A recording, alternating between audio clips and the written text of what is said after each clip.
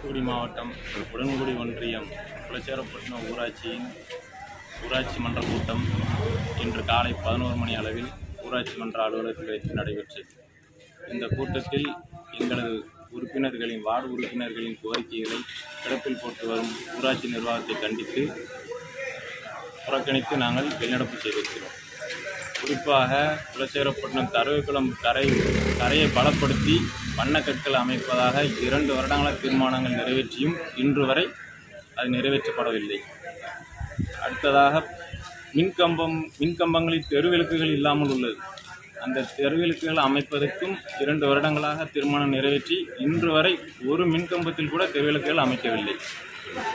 5 நாட்களுக்கு ஒரு முறை தண்ணீர் வழங்க வேண்டும் என்று முன்பே பதவியேற்றவுடன் சொல்லியிருந்தோம். இப்போ 10 நாளைக்கு ஒரு முறை தான் தண்ணியை வழங்குறாங்க, குடி தண்ணீர். இந்த அளவுக்கு வார்டு உறுப்பினர்களின் கோரிக்கைகளை கிடப்பில் போட்டு எப்போ கேட்டாலும் செய்யலாம் என்று காலதாமதப்படுத்தி கொண்டிருக்கும் ஊராட்சி நிர்வாகத்தை கண்டித்து வார்டு உறுப்பினர்களாகிய 8வது வார்டு உறுப்பினர் ஜீனத்தாயும், 9வது வார்டு உறுப்பினர் மீரா உம்மாள் அவர்களும், 11வது வார்டு உறுப்பினராகிய முகமது அபுல் ஆகியோரும் இன்று ஊராட்சி மன்ற கூட்டத்தை புறக்கணித்து வெளிநடப்பு செய்திருக்கிறோம்.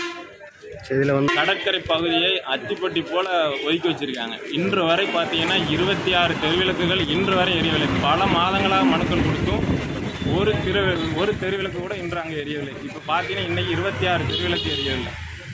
அந்த அளவுக்கு கடற்கரை பகுதி, இந்த சையத் ராஜின் தர்கா சுற்றியுள்ள பகுதிகள் அனைத்தும் இருட்டாகவே இன்று வரை உள்ளது. மீனுக்கு செல்வதற்கும் கடும் சிரமப்படுகிறார்கள். காலை இரவு நேரங்களில் இருட்டில் செல்லக்கூடிய நேரம் இருக்கிறது. நன்றி.